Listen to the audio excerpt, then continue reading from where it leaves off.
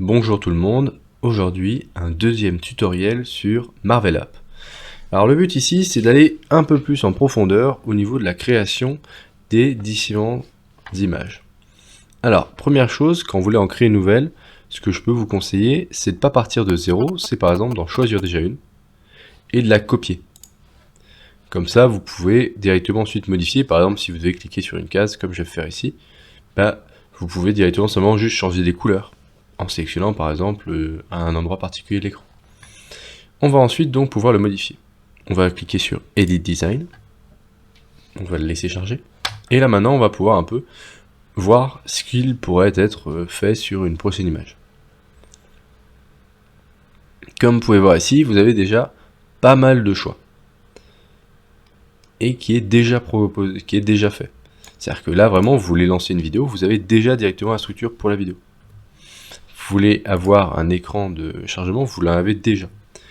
Et en plus de ça, si vous allez dans les autres modèles du site iPhone, vous en avez d'autres. Alors, Android reste quand même la structure, je trouve, la plus remplie, celle avec le plus de possibilités. Mais vous pouvez quand même regarder, il y a du web, il y a des structures pour des iPads, etc., etc. On va rester sur Android.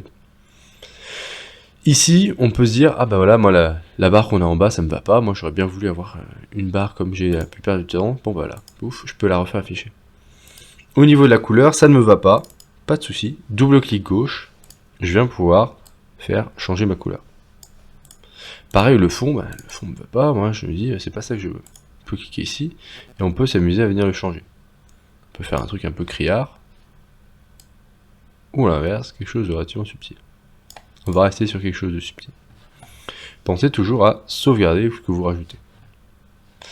Pareil, quand je double-clic gauche, je peux ensuite tout simplement changer le titre. Si je veux plus que ce soit OK Google. Je peux aussi changer le texte, comment il est aligné.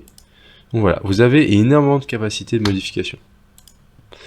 Là, on va dire que, imaginons, on a le menu de base et j'ai swappé sur le côté. Comme ça, on peut tester et dire voilà, si je vais swap sur le côté, ça va m'afficher un calendrier. Alors le calendrier, je le trouve un peu trop gros. On va pouvoir venir le rétrécir. Voilà. Sauf que comme vous pouvez le voir, attention, je réduis pas seulement le calendrier, mais là je réduis la structure ici qui vient simplement noircir le fond derrière. Là je vais changer, parce que cancel, forcément c'est en anglais, moi ça ne me va pas. Moi je vais marquer annuler. Alors attention, comme vous pouvez voir, un conseil, pensez à zoomer de temps en temps, c'est que là le texte, forcément, il va falloir augmenter sa taille, si on veut pas que le R redescende. Ok. Et ça c'est ça à chaque fois si vous avez 10 mots. Pareil pour OK là, pour l'agrandir. Ok, on va dire que là ça me va, je vais le sauvegarder. Je vais fermer. Et là on va lui dire, voilà, tu as le menu de base. J'ai mon menu de base ici. Je vais vouloir faire en sorte par exemple que je puisse atteindre celui-là. Vous verrez que ça met un peu de temps à charger de temps en temps. Ce prototype là, pareil, si vous avez des prototypes qui ne servent à rien, clic gauche, et vous pouvez directement le supprimer ici. Delete. Yes, delete. Ok. Une fois que c'est fait, maintenant on va un peu faire du prototypage. J'ai ici mon image. Je peux ensuite charger les autres images sur les côtés. Je peux voir ici directement créer mes zones. Et une fois que j'ai créé mes zones, il va me donner la possibilité de dire très bien, tu crées une zone mais tu veux aller où? Disons que on va créer une zone un peu particulière sur le côté. Je vais descendre un peu. Voilà. Et je vais lui dire, voilà, moi je veux que quand je clique sur cette zone, j'atteigne ici.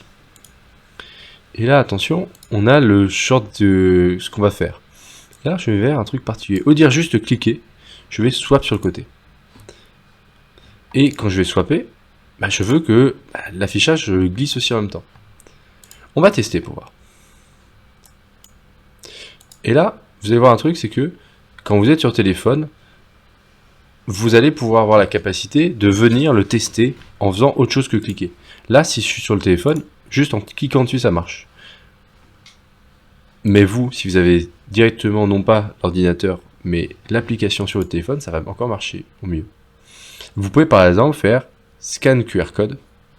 Je vais pas le faire pour pas que vous ayez accès à mon système, mais si vous cliquez sur scan QR code, ça va vous afficher un QR code.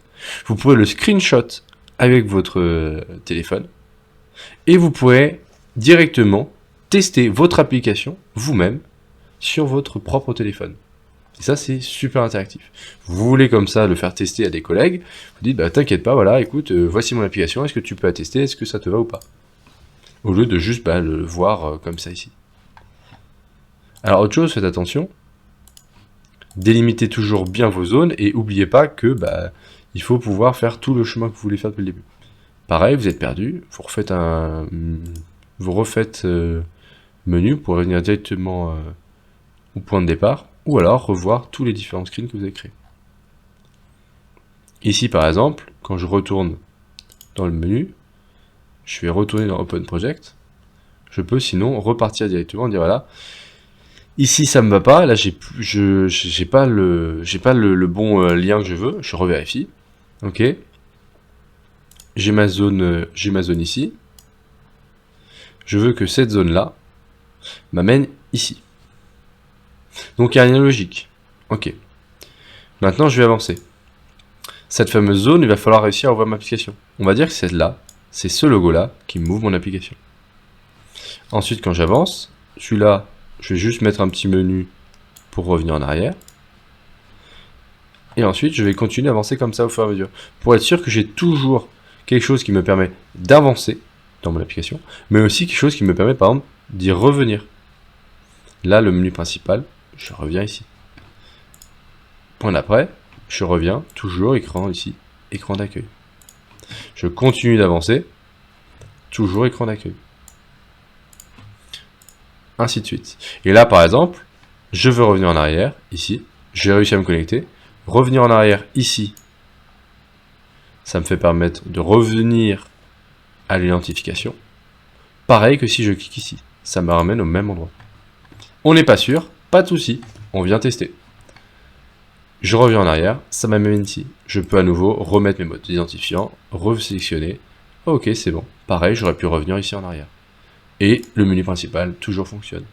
Et ici, j'avais dit deux possibilités. Soit je clique ici et j'ai mon calendrier, je peux revenir en arrière. Soit je clique sur application. Et là, je peux rentrer dans mon application. Et là, c'est bon, je peux me connecter, je peux tester l'application. Je dois revalider. Et là, je suis bien dans mon système. J'ai bien ici mes paramètres. Je peux toujours revenir en arrière. Je vois, j'ai mes petites notifications ici. Et je peux chercher par exemple à randonnée. Donc voilà. Vous avez déjà eu un peu plus maintenant d'informations pour réussir à perfectionner votre application. N'hésitez pas à vous en servir. Et je vous souhaite une bonne journée. Au revoir.